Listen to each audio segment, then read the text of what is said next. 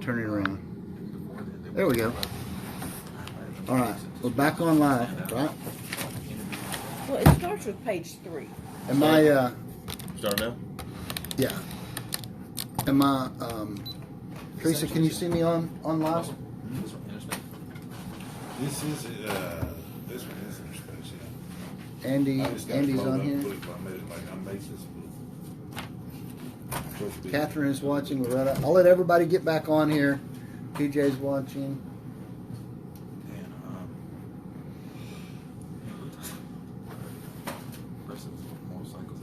So, did y'all enjoy the Elijah class? Mm-hmm. Pretty cool, huh? Yeah, that's cool. Big C.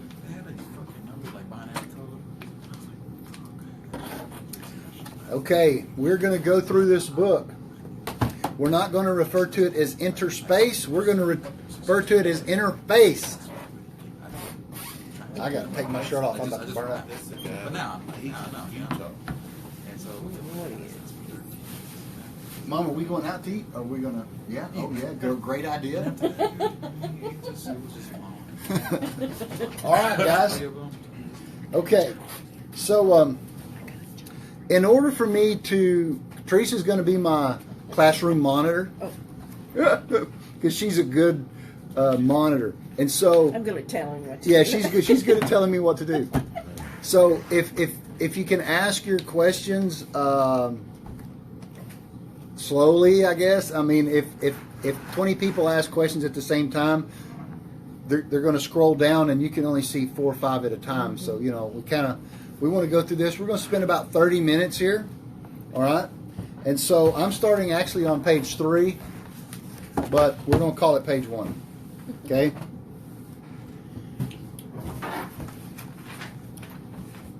What is Kabbalah? All right. Kabbalah means to receive. It just means to receive. All right. Well, I talked about this in last class. If this water bottle is half full, it can only receive half Torah. So how do you make yourself receive all the Torah? This is you got to empty everything you've ever thought you believed out, or you. I like to think of a vessel as a balloon. All right, if you put a little water in a balloon, or if you blow a little bit in a balloon, you let the balloon out. The next puff you can blow it a little bigger. Then you let it out, and the next puff you can blow it a little bit bigger. Before long, you can get it. So we're a vessel, but we're a stretchy vessel. All right. So one of the best ways to be able to learn more Torah is you have to empty your Torah vessel out. So I learn Torah every week, and then I give it all out. And I tell my wife all the time, when after I teach a class that I've been working on for 4 days, I feel like I've given birth. Not in a physical sense, but in a metaphoric sense. I'm exhausted. I'm just like, because it's giving your energy and stuff. So as you learn Torah, give your Torah out. What you receive, you have to give, and this is the whole fundamental foundation of charity. As you get money, you give money. You support Torah. That you'll get more money. Now the backside has really tried to hijack that thing, but that is the true principle.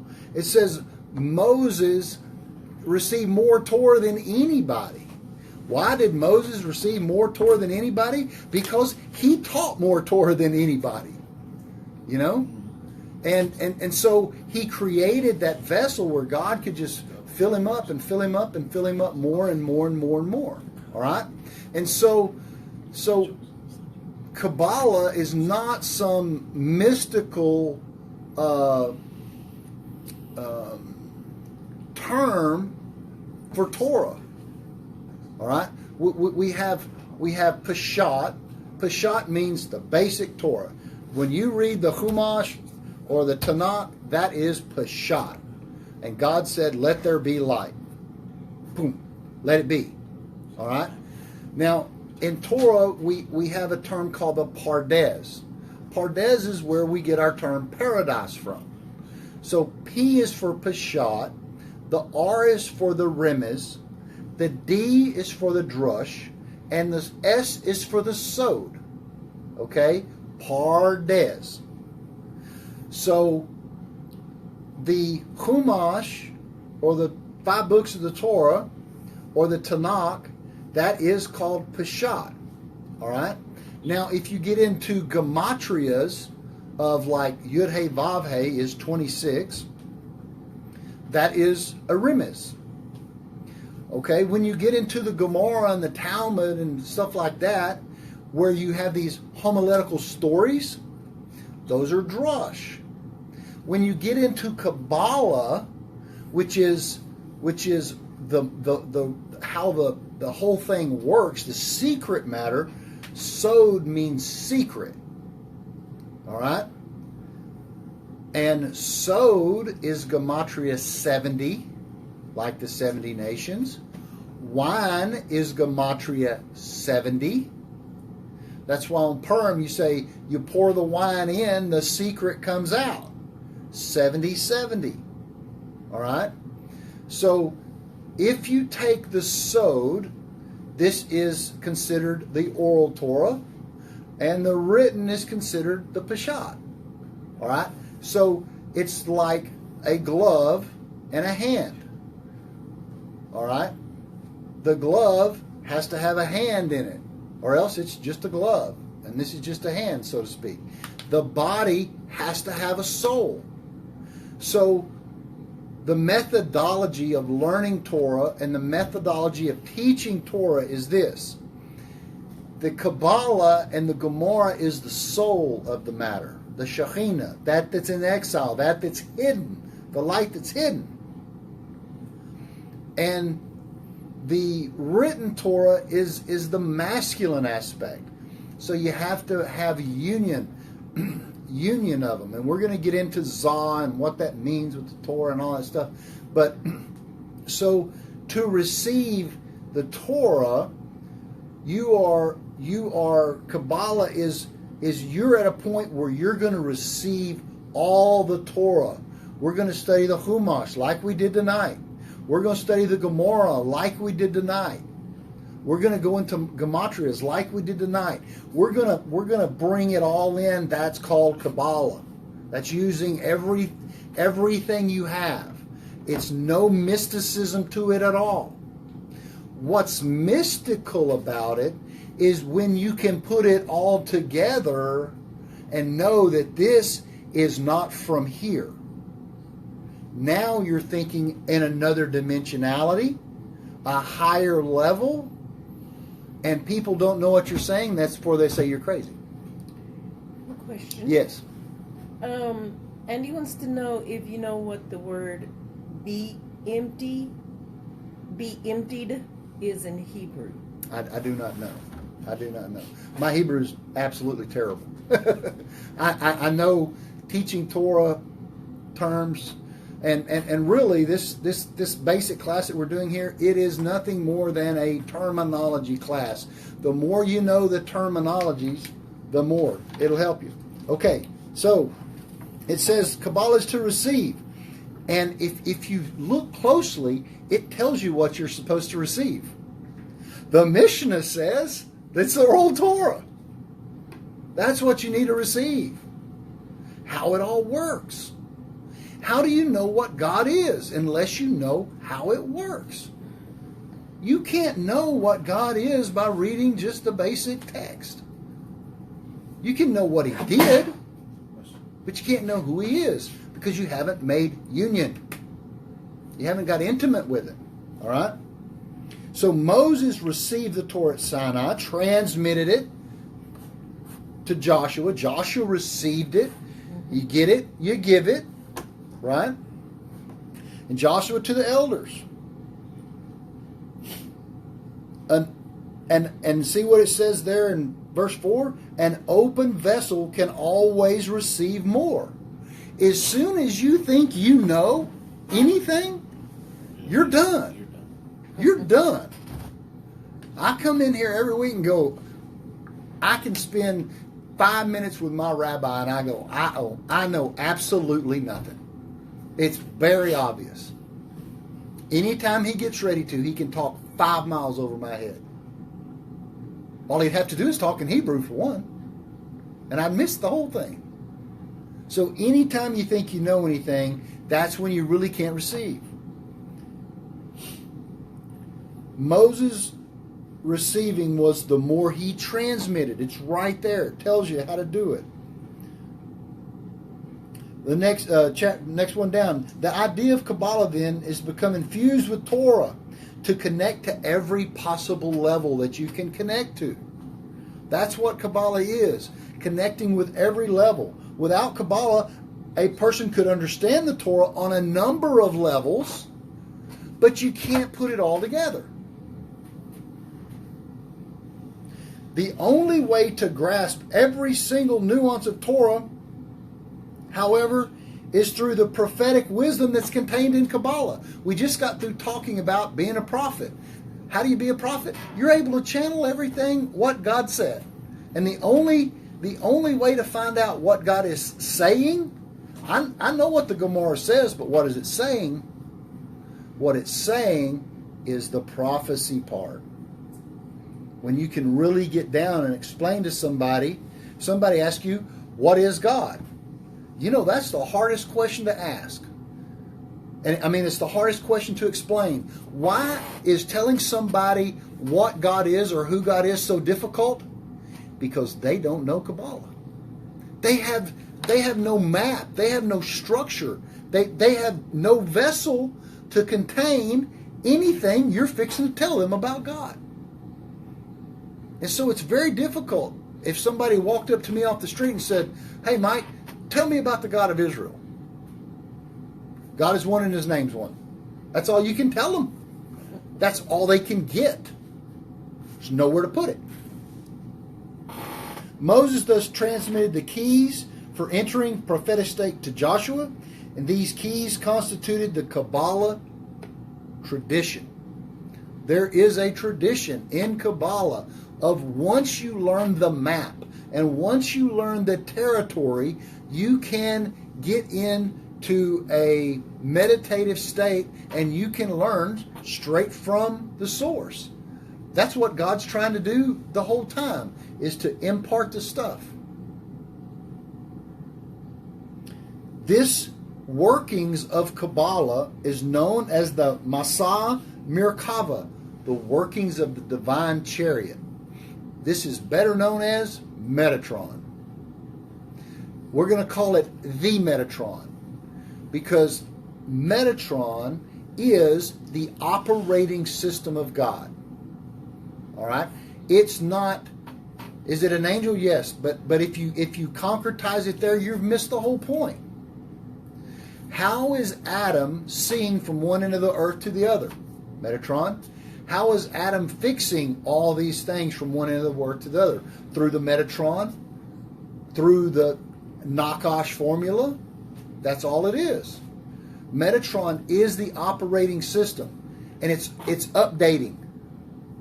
It was Windows 1, then it was Windows 5, then it was Windows 8, now it's Windows 10. You know, that the name of the operating system on your computer is not Windows, it's Metatron, let's just say. The name of the computer is Metatron, and the name of the computer programmer is Metatron. That's how the Ein Sof, the infinite light, is transmitting everything through. It's the radio frequency. It's the name of the radio. The angels and everything are all a part. Adam's even a part of it. And this is called the Masa Merkava, the workings of the divine chariot. How God rides down the highway. This is what it is. Anybody got anything? He's asking if Metatron is angel. Yes, but that's just one piece. Yes, Metatron is an angel, but that's one piece. Metatron is the Kohen Gadol. It's the name of the third temple is Metatron's temple. Metatron's name is Havayah. Yud He Vav He, Hashem. That's Metatron. Elohim is it's all Metatronic. Yeah, even a little light bulb. You got a light bulb. Yeah, Elijah's Metatron, Enoch's Metatron. It's all Metatron. You know, every aspect of angel. What is the right arm of Metatron called? Michael. What is the left arm called? Gabriel, Uriel, Raphael. It depends on where you're zooming in and looking at Metatron is what it's called. If you get to Yesod, it's called El Shaddai.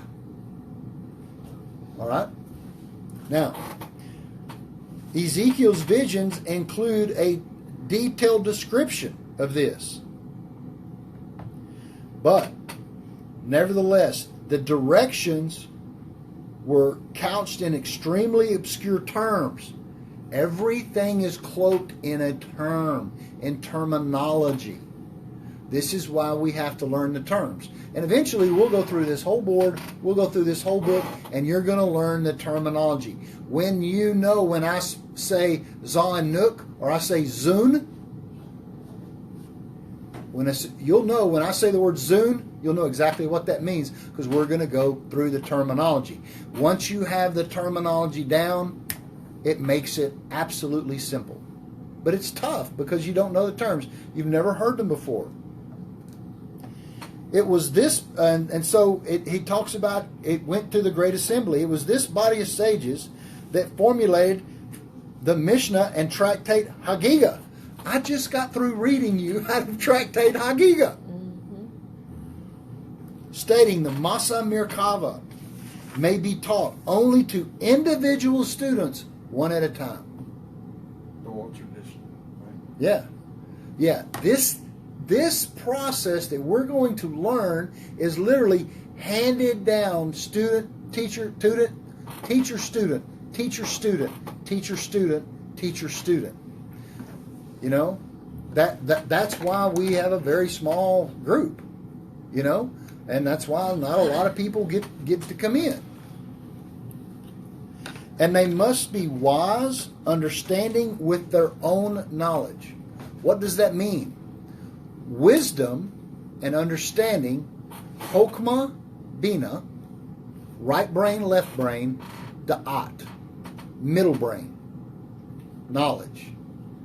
They have to have a brain for it.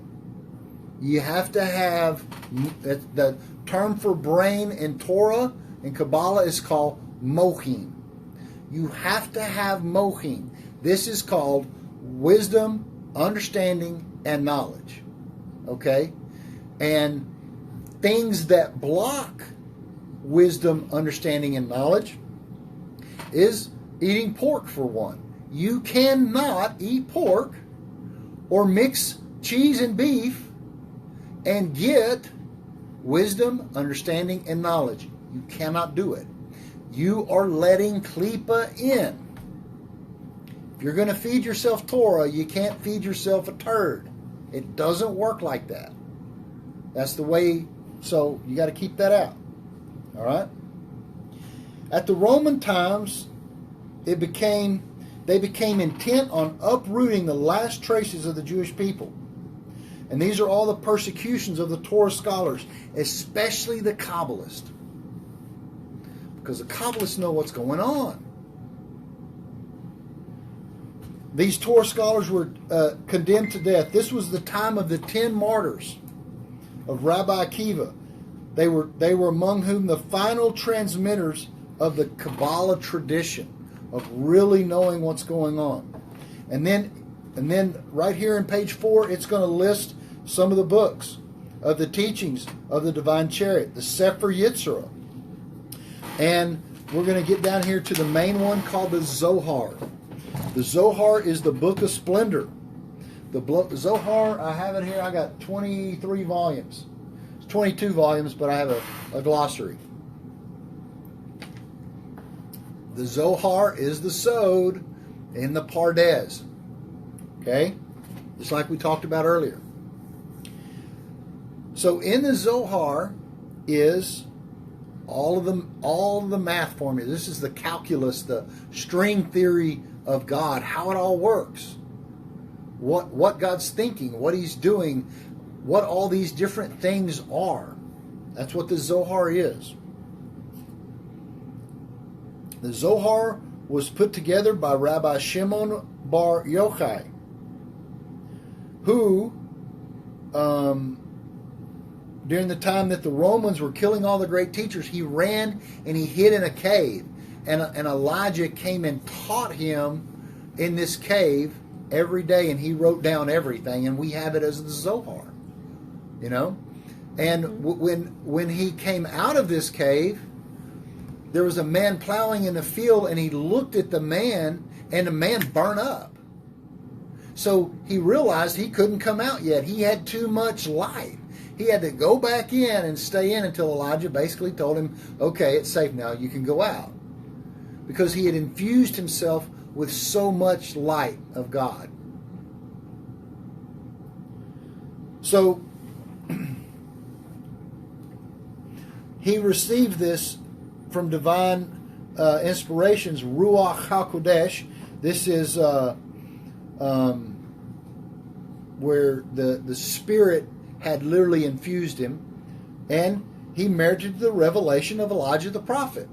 He knew what Elijah knew, and Elijah knows everything because Elijah became Metatron, the Sandalphon, the teacher, the announcer of the Torah.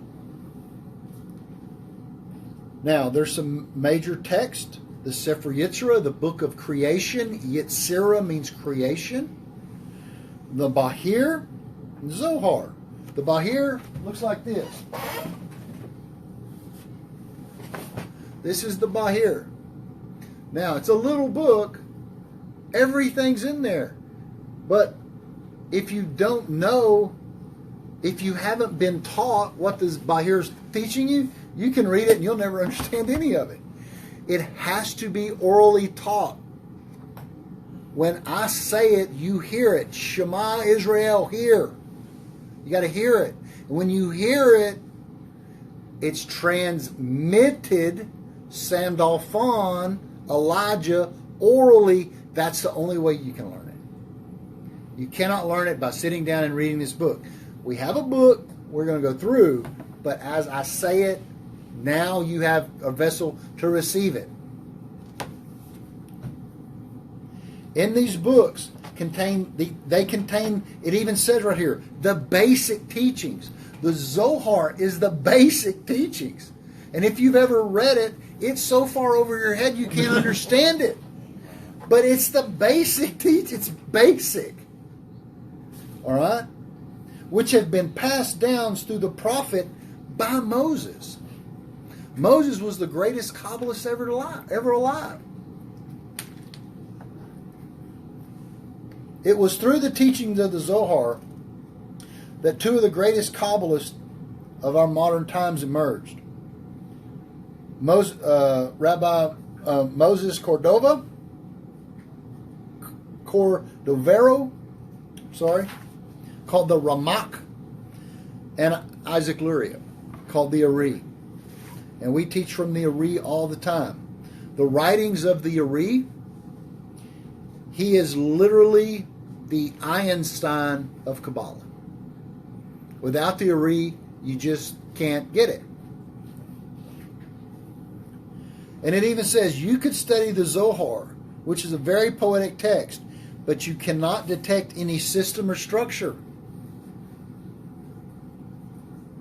But once you know the Ari, it says the entire Zohar opens up.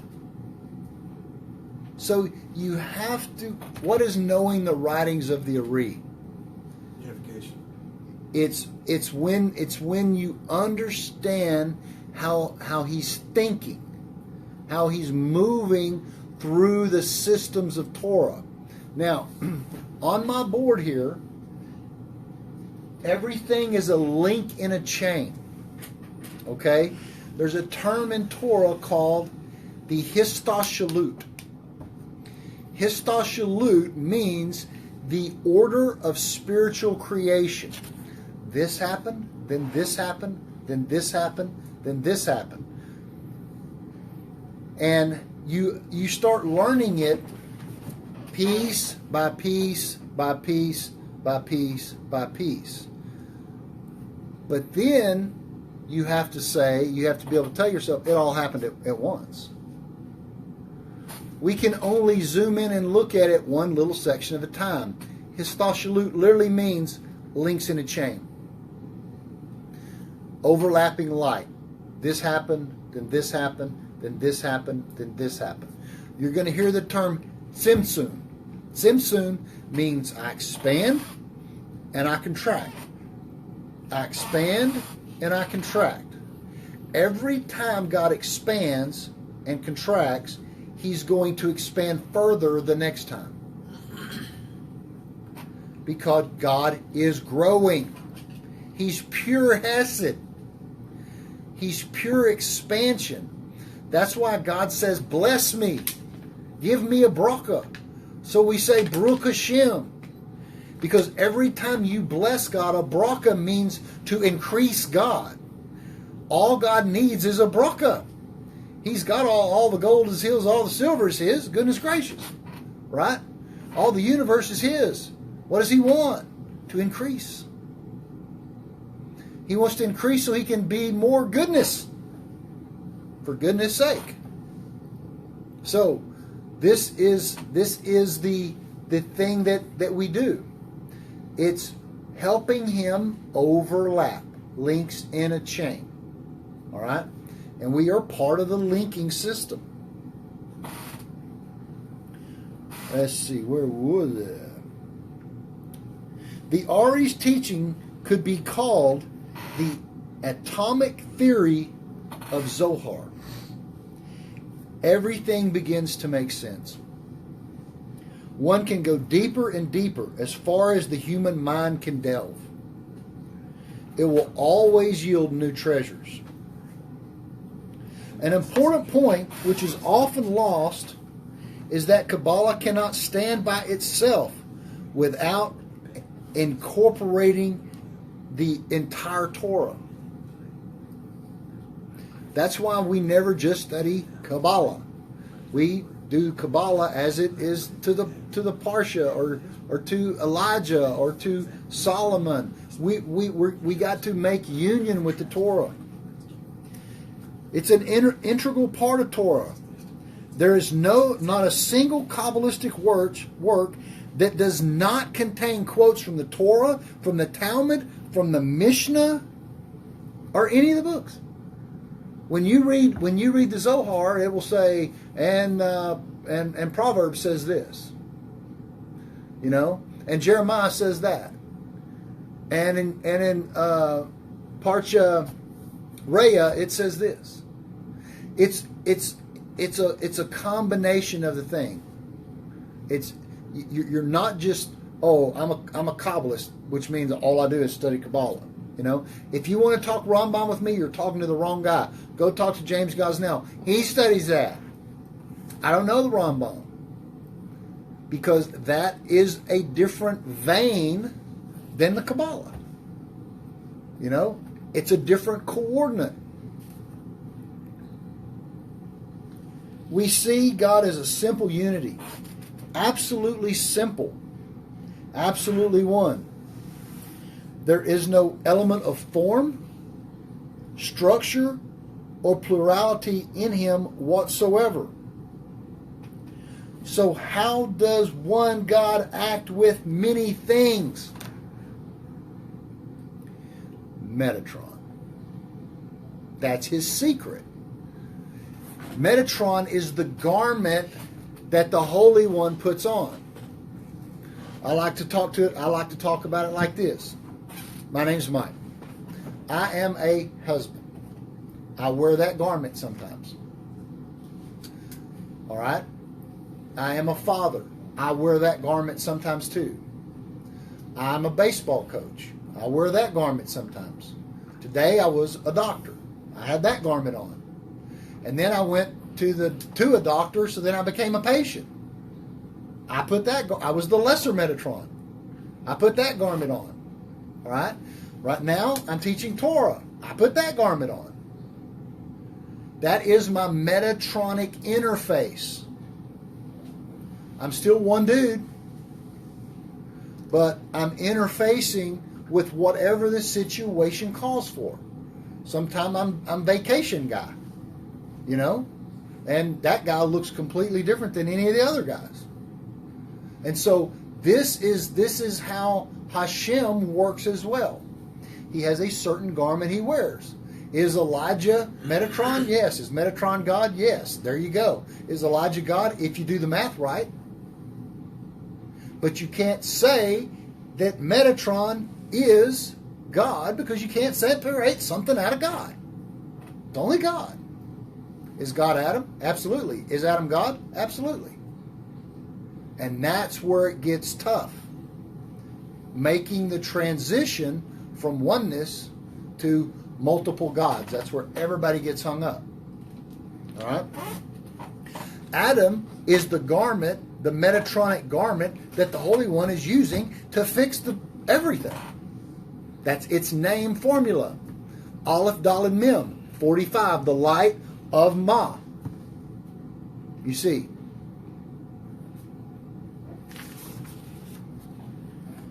God's simple essence is so powerful that it must be hidden if creation is to exist. God's so powerful, if He let everything out, we couldn't take it. So He's created a veil, and another veil, and another veil, and another veil. A screen system, a filter system to allow light to lessen. What happens is it gets more guvero. It gets heavier and heavier and heavier. And God separated light and darkness. What God has been doing since the beginning of His first Tzimtzum, expansion contraction, is trying to figure out how to diminish light. And we call this the sporadic structure.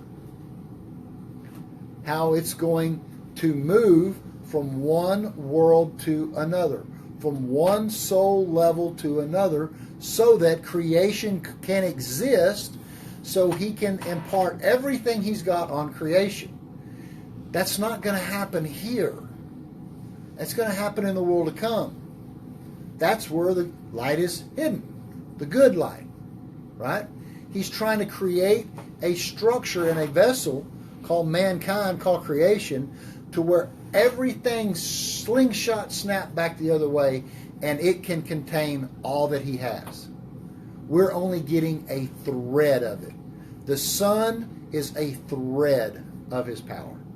A single hair. It's that much. This is Kabbalah. The necessity of it.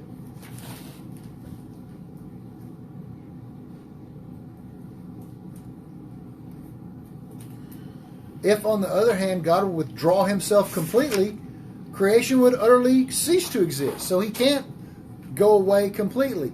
God cannot kill Pharaoh, the Satan. Everything would completely go into non-existence. That's the thing He's using. The Kabbalists answer this question in the previous one by explaining that God created spiritual dimensions. What, baby? What? What? Oh, you want a phone? God created spiritual dimensions. Thus, it forms a bridge. Look right there on page 8, second paragraph. Thus, it forms a bridge between God and creation.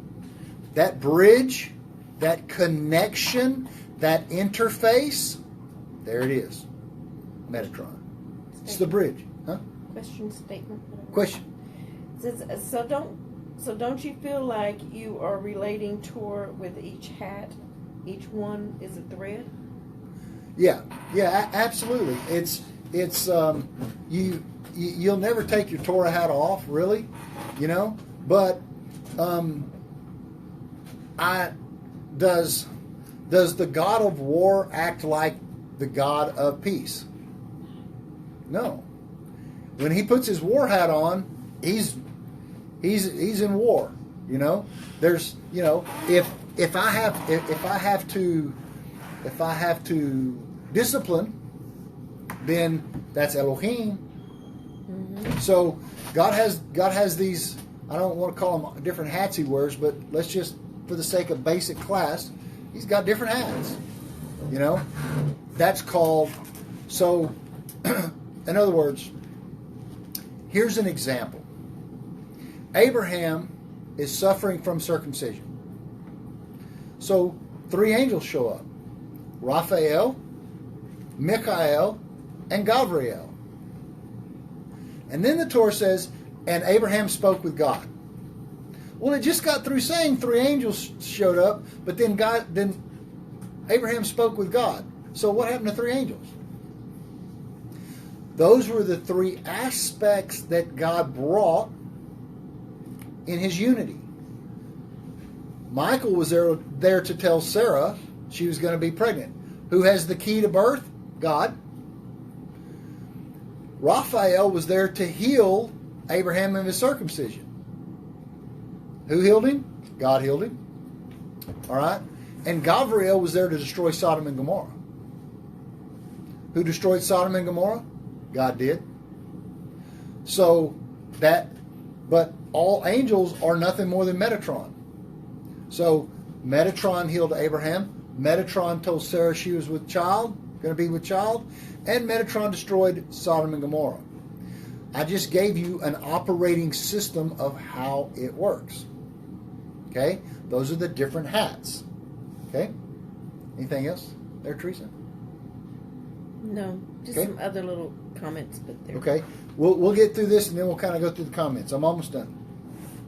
So you see there's a bridge here that acts as a step-down mechanism. God can he can turn down the radio, so to speak. This is called the Histashalut that we'll go into. According to many Kabbalists, it is this spiritual dimension that makes it possible for us to speak about God's multifaceted relationship to the universe without violating the basic principles of his unity or his simplification. Kabbalah gives us a way to talk about Metatron or Michael without getting into Avodah Zohar and separating it out from God. That's what Kabbalah does. It gives us a venue to talk about all the different aspects of God without getting into Avodah Zohar, alien worship, separating something out from God. Thus, without some knowledge of how this dimension is structured, i.e. theoretical Kabbalah, without understanding how it's all structured, what the coordinates are, what the points are, what the names are, there's no way to explain God. And there's no way to understand what somebody's trying to explain. And you're really not explaining anything but his name anyway. Yeah, that's right. You're not explaining anything but his name, and these are his names. God has 72 names, 63 names, 45 names, 52 names. Depends on where you're looking. No, nobody's explaining anything. Yeah. How do you explain something that has no explanation? Kabbalah. That's the only way to do it. It's the only vehicle we have. It's called the chariot, the Masa Merkava. You got to ride the chariot of that dimension. And lastly here, knowledge of this spiritual dimensions provides us with a key to the entire prophetic tradition. Once you get into the Kabbalah and you understand the methodology of how it's all working, riding the chariot, the divine chariot, that's what gets you in to the prophetic tradition handed down student to teacher through it since Moses. That's what this is. So, Kabbalah is receiving. What is doing the telling? In Torah, we have two terms. We have Kabbalah and Agadah. Kabbalah is receiving. What is it receiving? The telling. Everything God has told us. Kabbalah is not one-dimensional. What is the Agadah? The Talmud, the Mishnah, the Gemara. That's what he's trying to tell us. That's what it says. He hid the light in the Agadah. Everything you ever wanted to know about God is in the Agadah, the oral Torah. But the only way you can hear the oral Torah is through Kabbalah, to receive it, to create a vessel. So, as we go forward here in our Kabbalah class, we're going to learn how to receive all of the oral traditions and oral transmissions that have been going on from Adam all the way down. You know? So, does anybody have any questions? We kind of go about 30 minutes there? About 45. About 45? Oh, is that what you're upset about? Yeah. Any other questions? All right. So that was the beginning class. That's 8 pages. Took us 45 minutes to go through it. But I added a lot. You know, I wanted to kind of fill in the blanks there. So next week, let's see what we got here. I guess if we see that on church or something on TV or something, somebody holding up their cell phone, that's like, hey, you're preaching too long there. Hey, It's 33 minutes. cell phone. I mean, Yeah. Oh, you want a new phone? yeah. They're not praising God with their phone. They're telling the preacher he's been doing too long. 3, Perfect place to stop. 4. It's a perfect place to stop. Okay. All right. It wasn't on page All right. We're gonna do page 9. We're gonna start chapter 2, page 9, and we're gonna stop on page 15, halfway on page 15 where it says the universes. We're gonna leave the universes to the next class. So read pages 9 through 15 for next class, and that'll be our class number 2. All right. Torah's amazing. Sages are amazing. See y'all next time.